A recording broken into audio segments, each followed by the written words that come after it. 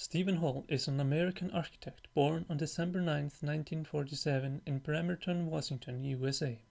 Holl graduated from the University of Washington in 1970 and immediately pursued architecture studies in Rome.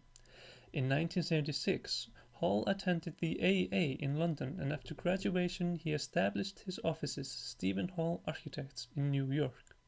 Holl has also been a teacher at Columbia University Graduate School of Architecture and Planning since 1981. Holl says he learned the principles of architecture when he was studying in Seattle and mentions these words of his professor Herman Punt. Travel for the direct experience of architecture. It is the only way to learn. Photographs cannot be trusted. I believe these words have stayed with him throughout the years and become very relevant in his phenomenology later on. Holl's work seems to be about the language of architecture at the level of essence of tropes and mores, what Holl calls the proto-elements of architecture. To explain it, we can say that trope is anything used in a new and different way, like how a book can be also used as a hat, and morph is changing from one shape to another, like a frown turned upside down. Furthermore, Holl keeps the vernacular in mind, which is kind of the mother language of each place, where material, technique, and overall feeling of each situation and site are considered vital in the process of making. His work also seems to be about technique or craft and the delight in making and discovering details and materials. Holl's architecture is also influenced by mathematics and proportion, for example how he uses the golden section figure in his works.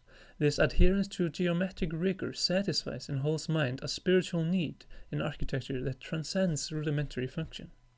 In addition, there is also a social text in his work, always an underlying concern about how people live, work, and play in his spaces, a concern for the individual and poetics of life. Holl's architecture has undergone a shift in emphasis from his earlier concern with typology to his current concern with a phenomenological approach. This shift came about partly due to his interest in the writings of philosopher Maurice Merleau-Ponty and architect theorist Ioannis Pallasma. At the core of Merleau-Ponty's philosophy is a sustained argument for the foundational role perception and human consciousness play in understanding the world as well as engaging with the world in first person. Merleau-Ponty metaphorically talks about our flesh being a primordial element that constitutes both us and our world. When the body subject gains access into the world through perception, the world becomes what we perceive. For Steven Holl, a reconsideration of the essence of being by looking back to the realm of perceptual experiences allows the real power of architecture to come into presence, its experiential power. Holl likens architecture's capacity to inspire experience to that of music, claiming the phenomenon evoked by space needs no conceptual explanation, just as music inspires the listener without any backstory. However, unlike music, painting, and other forms of art, architecture is bound to situation. A construction is intertwined with the experience of a place. In simple terms, anchoring is the relation of building to site, yet the site of a building is not just the ground it sits upon, nor a mere ingredient chosen to be used in its conception. It is in fact the building's physical and metaphysical foundation. History, landscape, experience, light, material, climate, proportion, the surrounding view, everything there is to note about any particular place are the physical attributes that create the metaphysics of each individual site. And when they are emotionally experienced, they can become the tools to create the most meaningful architecture.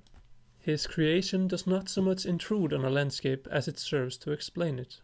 The architecture becomes an extension, a modification establishing absolute meaning relative to a place. From the abstract to the concrete, the unformed to the formed, the idea force, phenomenal properties, and the site force interact with each other. This interaction begins with the formation of an abstract idea, the formation of a concept out of this idea, and its transformation into a material, spatial, and formal reality on a physical site. In Holl's book, Urbanisms, Working with Doubt, Holl works on the macro scale of cities through the language of architecture. By macro, he means instead of shaping space, light, material, and detail, the focus is set on urban and environmental examples on a larger scale. Instead of simple and clear project, we must engage contingent and diverse programs. Suspending disbelief and adopting a global understanding is a new fundamental for creative work in science, urbanism, and architecture. Working with openness and doubt at the outset of each project can yield works engaged on levels of both site and culture.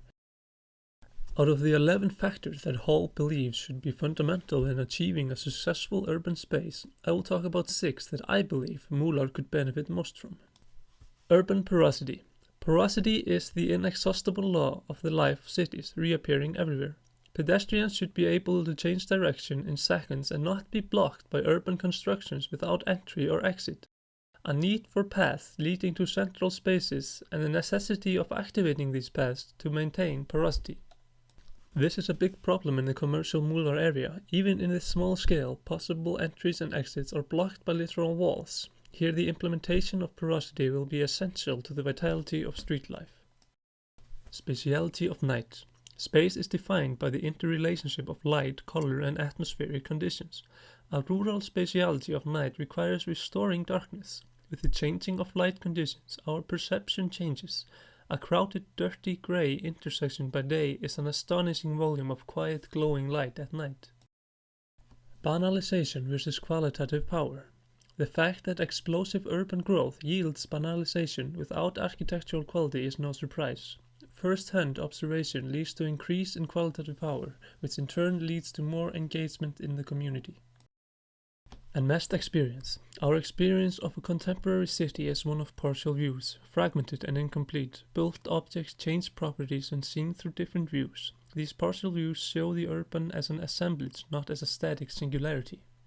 Flux and the ephemeral. The modern consumerist society propels architecture towards impermanence and temporality. When construction is built for permanence, investments in more environmental and more expensive infrastructure happen, along with reducing junk space debris. Finally, we have negative capacity. Embrace the problems and use them to our advantage. For example, working with the height difference that drove the construction of the walls in the commercial Múlar area to create something that catches the spirit of place.